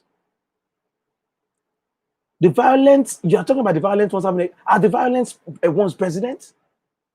That's what I mean. The standards must be different. You don't judge Donald Trump as if you're assessing somebody next door. That's what the presidency means. This is my point. You've enabled him, you have coddled him. You have given him a pass. If that man gives a speech during his convention where he doesn't soil himself or wee on himself, people will hail him as the greatest thing ever because he managed not to fall down. That's the bar. The bar has been removed for this man. We don't even care anymore that he can't speak English. We don't care anymore that he doesn't understand history. A man says that the Spanish flu and World War II were in the same year, and we just move on because we've given up on trying to point out the fact that he knows nothing. He's so dumb. He's so ignorant of history. He's so ignorant of diplomacy. He's ignorant of everything. He says windmills cause cancer, and we just move on. So yes, his enablers they are complicit. They are complicit. They have said yes to everything. That is why he takes the next step. They greenlight him on everything. That's why he takes the next step. The Senate has given him all their power. He does all he wants with it. He takes money from military budgets. He takes money from military budgets from Kentucky to put to his war. And they say, go ahead, sir. No, but no other president will get away with that. Let's be real. Hey, my doctor is here, Dr. Badru. The Christians are, look, Dr. Badru, the time is going. I would love to continue. I don't like going over. This is helping me to be more efficient. We need a whole session on the evangelicals. We need a whole session. This thing that they have done, where they have tied their fortunes to this man, is a form of idolatry that I feel will continue to have consequences for the evangelical movement for a long time. I may not know much, but I'm telling you this. Already the evangelical movement has put itself in a position that whatever happens to Donald Trump will be linked to the evangelical movement. And that's a dangerous place for any church, any group to be.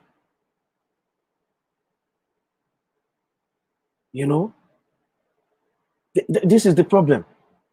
And again, any enabler, anybody you want to talk about. Look, we had this argument on the Flynn case.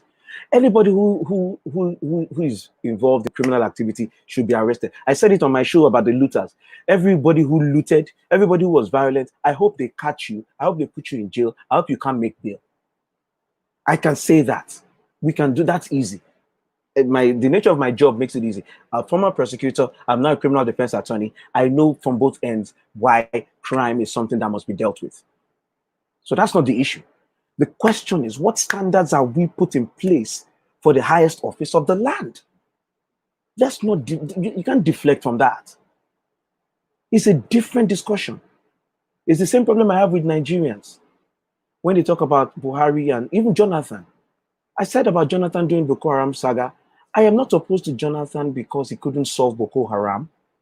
Because Boko Haram as a terrorist group was something that even big nations, better nations that have not better nations, nations that have more advanced, structures, are finding problems in dealing with terrorism. That was never Jonathan's fault.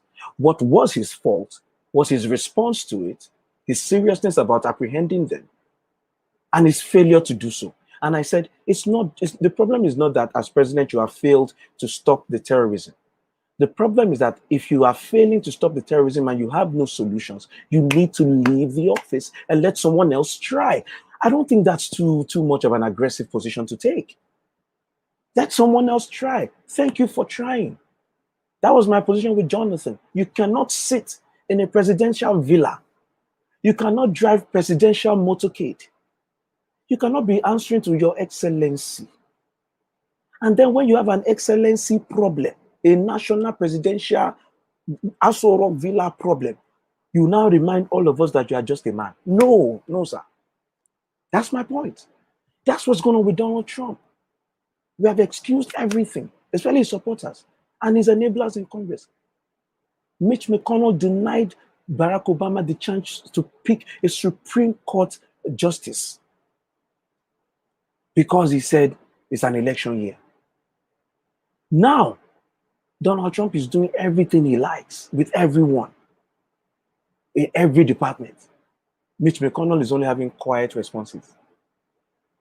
When Donald Trump chose the joy, no questions asked, even though this is a donor of his, even though this man has interest in postal related businesses, no questions asked. Now Mitch McConnell is saying, no, the mail will get the election done. We'll get it delivered. Donald Trump, the only reason we are getting any pushback from McConnell and the others is because Donald Trump is the kind of person that if you give him an inch, he will take an entire nation. That's what he shocked them when he said maybe the election should be postponed. Mitch McConnell and all of them, they could not believe it came out of his mouth. But me, I was saying, of course he did. You have said yes to everything else he has ever suggested. So why won't he try it? Donald Trump is like that child who tries something and you say, don't do that again. But there's no beating, there's no consequence. So he says, let me try another one. And you say, I'm money. He will take as far as he can go until you smack his hand and say, stop that. That's what Donald Trump is, a toddler. And so, ladies and gentlemen, Dayo is exactly right. We are not going to look at, Donald Trump and then say, what about this? That what about this doesn't work. He is the one that is the president of the United States. He ran for the office. He got the job. There are expectations. There are standards. Deal with that. Don't ask me to no. This is a singular position. It's a singular office with singular amount of power. This man's power is too big for you to now come and tell me, how about the protesters? Are they on the same level with the president of the United States? Come on now. Come on. What are we talking about? There's something about the office of the presidency that requires us to hold it to a certain standard. Under this Donald Trump guy, we have removed every barrier. He has done, we have never had a president openly tell us that he would take help from a foreign nation for his election. He said, I'll look at it. I don't know why I wouldn't. I'll take a look at what they have to say. But that one's not a big deal. We've never had a president on a scale like that come out and tell us that people who are marching for white supremacy are fine people on both sides. We've never had that, but he done it and we move on. We've never had a president that tweet and say, when the looting starts, the shooting starts. Are you thinking of what I'm thinking? A president is saying that. So when you shoot your looters, when somebody loots, is shooting the answer? What if that person now shoots? What will you do? You blow up the entire neighborhood. But no, give him a pass. He has been given a pass, and this Congress has enabled him. Before the Democrats took over in 2018, the Republican Congress spent their time defending Trump on everything that was brought up against him. They had no time to bring up anything of their own in terms of oversight. No oversight done against the president. They ceded all their power to the executive branch. That's why when Congress now came to the Democrats, they had to fight to get people to answer subpoenas. That was never the issue. Subpoenas were things that people would answer. Under the Trump administration, they canceled all subpoenas. We're not answering anything. We're not giving any documents. Those things will come to bite later. If not in November, as we are looking at, let it come to the next election where if a Democrat comes in, whenever a Democrat comes in, let me see a Republican Congress asking them for documents. Because you have lowered the bar, you have removed the bar. This man must go. His enablers must go. They must go. The damage that Donald Trump has done could not have been done without the help of the Mitch McConnells, without the help of all those guys, the minions that are in Congress, the Ted Cruz's of the world. You know, all the Lindsey Grahams. Lindsey Graham is not trying to wiggle out of some things with the election. It's too late. Lindsey Graham was outraged that they were going after Trump. But he has no outrage for all the things that Trump has done. They all are complicit.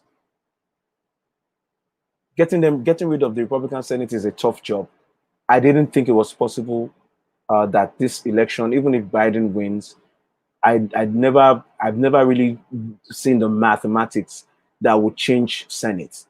So in my mind, I still expect Mitch McConnell to retain the Senate. Slimmer, I still think he will retain the Senate. But it would be wonderful to get rid of the Republican Senate because they need to pay for their complicity. Senates after them, Congresses after them need to learn that if you take your lot and you cast it in with a despot or a tyrant, be ready to be swept away in the same wave that will wave away that tyrant. That's what America needs to do in November. You need to sweep everybody that cast their lot in with the tyrant. They all have to be to go. That's the punishment that will let future groups know that you have to have fidelity to the nation and the cause of the nation, not to individuals who are in office, or not to personal gain or benefit. Mitch McConnell's wife is the Secretary of Transportation. Mitch McConnell is looking at his Senate majority, and he's trying to keep it. So, ladies and gentlemen, they gotta go. They gotta go. There's no middle ground to this. They have enabled him. They have empowered him. He feels like nothing can touch him because he has the protection of the Senate. That's why I was arguing with Munir the other day when Munir was telling me the reason why Donald Trump wasn't able to focus on Corona when it started was because of the impeachment. And I said, no, sir. No, sir. Everybody and their mother knew that the impeachment would not result in a removal. I had said that even before they started the impeachment. There's no way Mitch McConnell was removing Donald Trump. None. He was never in any danger of removal. Everyone knew it. He knew it. Let me tell you something. even if they did not have a hearing or a trial, even if people did not come out and defend Trump, he didn't need defense. The Republican senators themselves would have defended him. Donald Trump did not need any help, escaping impeachment. Mitch McConnell had his back. He said as much before the impeachment trial, before the impeachment. He said the impeachment was rubbish. So how can someone now come and tell me that it was the impeachment that kept Donald Trump from focusing on Corona? When Donald Trump started Corona by telling us he had it under control, you can't speak for him. You can't give him an excuse that he hasn't given himself when he's giving you the opposite. That's what I keep saying. People want to defend this man, always end up sounding smarter than him. You are thinking of things he never thought about, and it will undermine your defense because he will come and tell you what he's really thinking, and then you will look stupid for defending him. That's the problem. People who have worked for him are coming out and telling you what they know. Please, does anybody know the name of this guy, this chief of staff of the Homeland Services who is now speaking? I forget his name. Young man. That guy is divulging. Is spilling tea. He's spilling tea, putting pig milk in it, adding sugar, and dipping agege bread in it. This guy is telling you that there are meetings they will have with Donald Trump, that all of them are like, what is wrong with this man? Everybody who has worked for him leaves that place saying, what is wrong with this man? Why are you defending him? You didn't work for him. The people who work for him are telling you what he's like. And you are here defending him. For those of my friends out there who, I'll get his name now.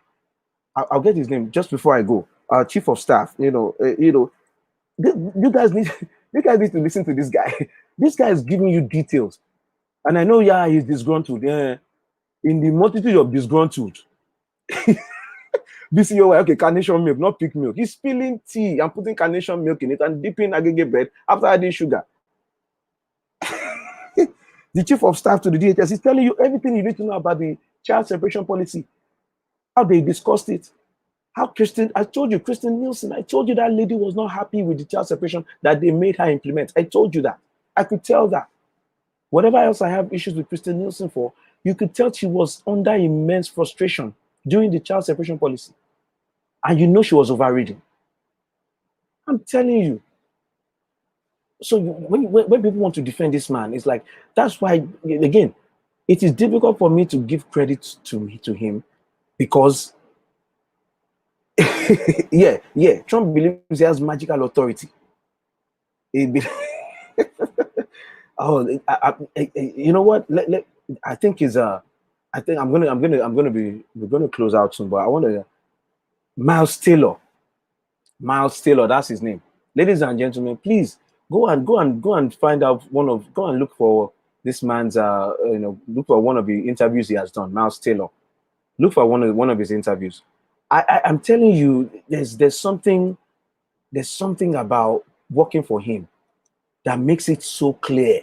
Everything that I'm here shouting on camera, the people who work for him, they know what I'm saying, and it's like, you can't. Okay, let me just share. I'm going to share a brief picture of the guy with you. This is it. This is it right here, ladies and gentlemen. Just bear with me. This is the guy, Miles Taylor, right? He's the chief of staff. He's the former Homeland Security chief of staff, and he endorsed Joe Biden, and that's why I said go and read what he's saying. He's telling you about all the rubbish that he had to witness and endure as somebody who worked for them. Look at Trump's response. So many thousands of people work for our government with this. With that said, a former disgruntled employee named Miles Taylor, who I do not know, never heard of him, said he left and is on Open Farms fake news circuit, said to be real stiff. They will take anyone against us. Bro, every time Trump says he doesn't know anybody, know that he knows them. That's it. Just know that he knows them. Do you think you work for Donald Trump's Department of Homeland Service and he won't know you? With its focus on immigration, do you think he hasn't yelled at this guy before? Bro, so these things that we are saying, we're not just saying this to be mean or anything. This guy, this is BC. This guy is like I said, this is Miles Taylor. That's a different guy. That's a different guy. That's another guy. They all leave Donald Trump and then they come and spill tea. They come and spill tea.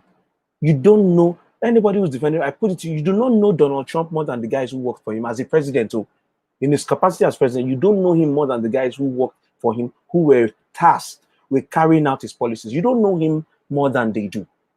So I'm going to listen to them when I'm trying to understand what kind of president he is. And they are telling us every day. They are all coming out and telling us that this man is a rubbish man. He's a rubbish man. Every security chief that he had that came out, we have heard stories of them yelling and calling him effing moron. They know he's rubbish. Michael Bolton, John Bolton's book is telling us all the stupid things that Donald Trump is so ignorant. Asking if Finland is a country. How is that the president of the United States? That's what I mean by standards. When did it become okay for the president to be more ignorant than a third grader? When did that become a new thing that we're okay with?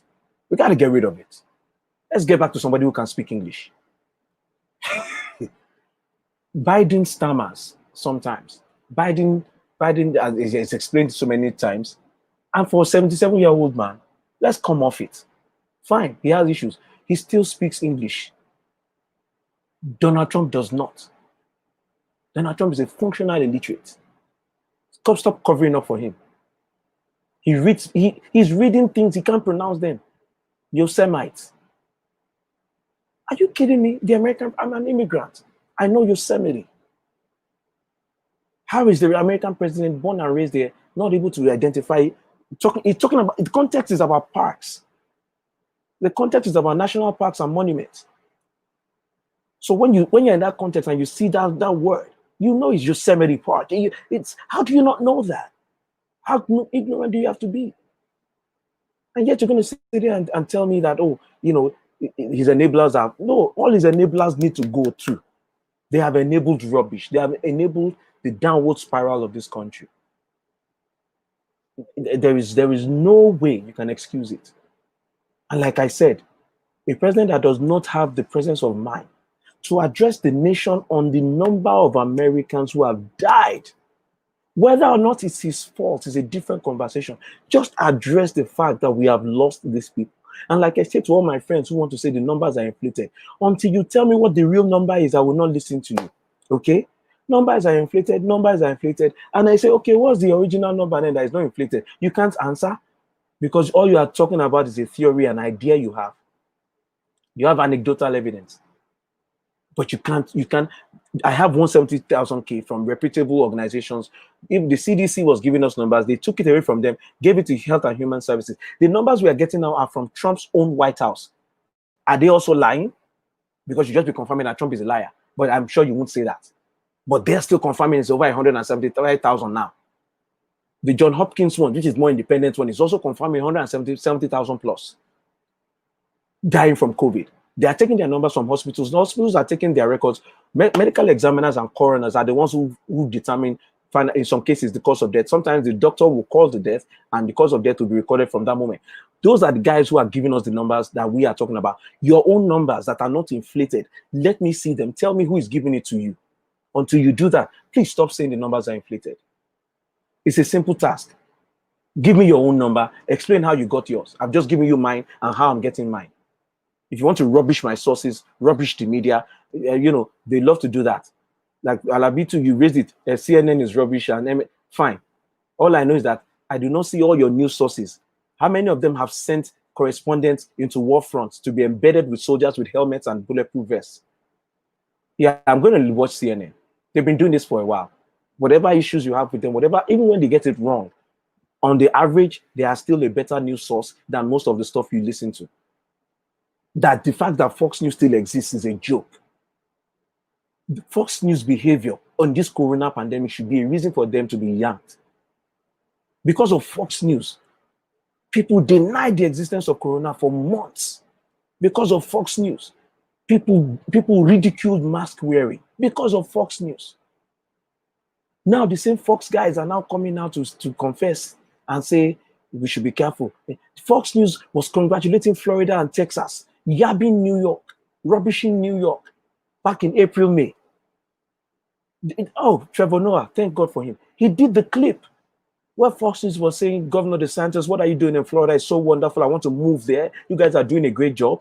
You've shown the nation how to proceed. You've shown us that we don't need to go for this liberal agenda. And then Corona came to Florida like a flood. Dio, you and I know that CNN tries to strike a balance, but don't tell that to anybody who's already bought into the narrative. What I'm waiting for is when Trump leaves, when people now begin to look for news sources, whether you will now begin to accept that CNN is doing more work than all these other guys. CNN is not perfect. CNN has issues. You can even find bias in some of his correspondents. But first of all, people don't separate news from opinion shows. The news, the CNN news, is driven by information, by journalists. CNN does breaking news. They are doing it because somebody has broken something and it's been verified. That's different from CNN's analysis. When you have some analysts on CNN have a bias against Trump. Yes, this is true. You can have Don Lemon speak of Trump. He doesn't like him and he speaks against him and he calls him out for rubbish. But that does not change the underlying facts. If children are in cages and someone is saying Trump is horrible for putting children in cages, you can say he's biased against Trump, but don't deny the fact that children are in cages. That's a fact. That is news. Barack Obama built cages. Yes, don't hate the person that told you that, but understand that when Barack Obama built his cages, he did not build it with the intention of separating children from parents. It doesn't mean it was right, but we can place the facts where they need to be and then criticize away. This is the problem. This is the problem. You will not separate the opinion conversations on CNN from their factual reporting. You conflate the two and then you call them fake. On the other hand, Fox News reports fake news as news and then come back and then tell us and pretend as if they didn't lie the first time. Ladies and gentlemen, these things are obvious for you to see. The bottom line is this November, we need to make that change. America, give yourself a chance to survive. Don't continue like this. We need to make a change. Shout out to everybody who's on here, man. I love you guys. You guys really great. I tried to do my... You're going to say Obama built the cages. Yes, Obama built the cages. He's wrong for that. But he didn't build it to house the kids. 1, 2. He did not use them as his default for housing illegal immigrants because he knew he couldn't get away with it. And even with what he did, the Latino community let him have it. They came at him very strongly, and he lost some of them, and that's why it was harder to get some Latinos on board for Hillary. So there were consequences to it. So that's what I'm saying. Like, you can separate that and still say that he did not have a policy of separating children and putting them in cages. That is Donald Trump. That is what this new DHS guy is telling us. The meeting they had to decide it, people raised their hand and say, yes, let's do it. And someone said, what do we do afterwards? How do we plan to return the children to their parents? And they said, don't worry about that. That is a concrete information. That's concrete information. So don't conflate it. The separation policy, putting kids in cages, that is a deliberate policy decision by the Trump administration, and it was enforced, and Jeff Sessions announced it, and they implemented it. So when we talk about that, he said, but Obama built the cages, that does not change what I just said. That doesn't change what I've just said. And in 2018, a lot of suburban voters made the Trump administration pay for that by voting in a Democratic Congress. That's math.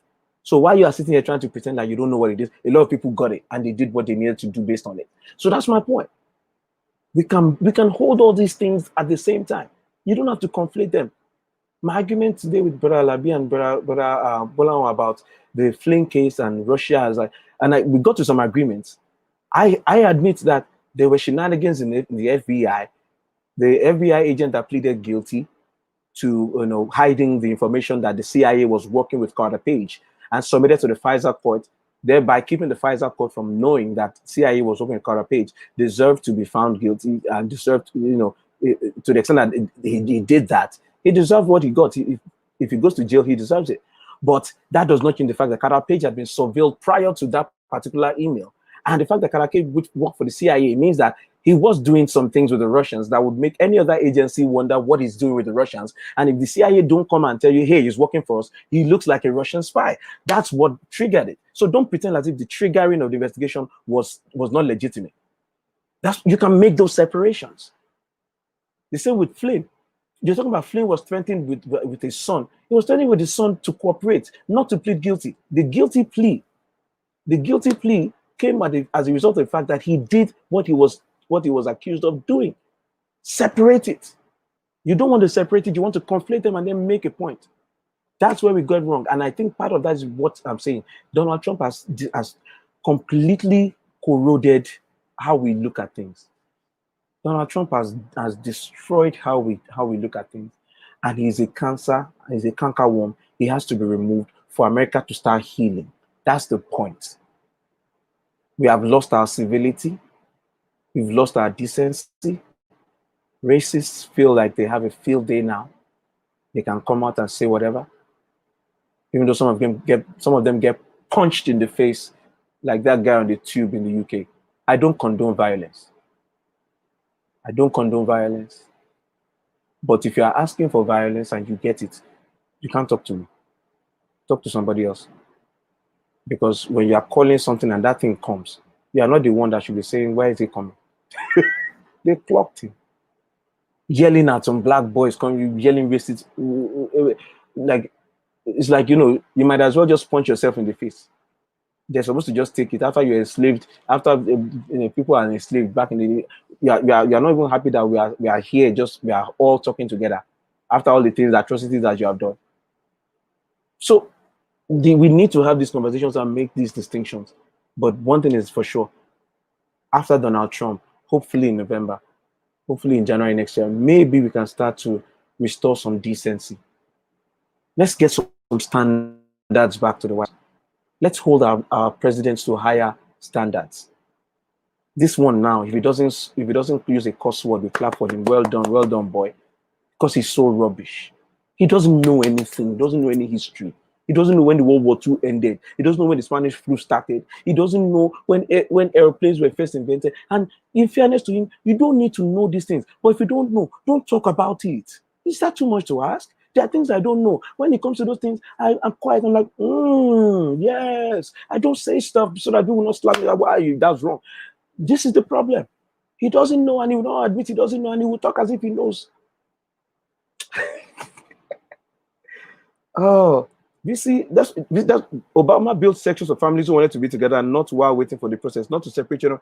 That's my problem. But BC, do you think people want to hear that nuance? They don't want to break it down. Obama built the cages. Obama built the cages. Do you know why? Do you know what for? Do you know what he used it for? Does that matter to you? Do you notice that when you discuss that, that's when you see the difference between what Obama did with the cages and what Trump is doing with the cages? The distinctions are important. The fine distinctions are important. Don't let them just generalize and bamboozle you with general conversation. The details are important. And that's where you find the differences. Donald Trump, when you go to the details, is bad for this country. It was bad before COVID. COVID has just made it impossible to argue. COVID has made it too clear. He's rubbish. America is in the worst condition compared to other countries because we have the most rubbish president. It's just math. You want to come out of this? Get rid of your rubbish president. It's your boy. You guys have been awesome. Please, if you get a chance, subscribe to that YouTube channel. I want to try to start building that YouTube. Just click on it. BC will help me set it up better next. So, shout out to Dayo, man, from Texas. I need to hang out, so even if it's online. I need to see your face. It's been a while. Yinka is in Texas. Yinka, you Texas people, you're just trying to entice me to Texas. It won't work. Trying to make me move to Houston. It won't work. Trying to make me come and get a house in Dallas. It won't work. Just because you guys have swimming pool. It won't work. I don't even like the water. Shout out to all my cats. BCOY. Brother, the truth is I can't do this job without you. So I'm glad. I appreciate you. I'll be in the building. I'll be and I have conversations on the Facebook all day, and he's still here on the show with me. Brother, we need to hang out. When COVID is over, we must hang out. We can't yarn like this, all like this, and not hang out. We must hang out. Come on. Yeah, you're my brother. I appreciate you. For all people that dropped in, Dr. Badru, thank you so much for dropping in. Listen, man, Abiola, Mother Craig. Listen, lady, you need to chat with me more. We need to connect, man. So I want to say thank you to everybody, man. Let me know what you think of the show. And like I said, please click the subscribe button on the YouTube page. I'm building it. I want to see how far we can take it. It's your boy JFK. Be well. And for those of you on my page, I put up a post of some music that was done by my brother, produced by my brother Olaolu. Heavenly Sounds production, just amazing work to the glory of God. And it's got me on there on one of his tracks for one of the hymnals. It's got my brother Mike Dada there. It's got my brother Tunde on guitar. You have not, oh, go and enjoy the ministration by guitar from my brother Tunde over there. So just let me know what you think of all that stuff. We're working on some stuff, and we're going to be coming up with new stuff. It's your boy JFK. Can't do this without you, man. Love y'all. Peace. Talk to me, keep the chat going, man. President Lysol is in the building. Postmaster General, who hates the post. Let's talk about that, Joy. And I was going to talk a little bit about the karma thing in Nigeria, but I'm not educated enough about it. So I'm going to leave that. You can leave Houston alone. God is here too. These people, they always want to entice you with their nice weather. But then when they get to 130 degrees, they won't tell you. Later, guys. I'll talk to you.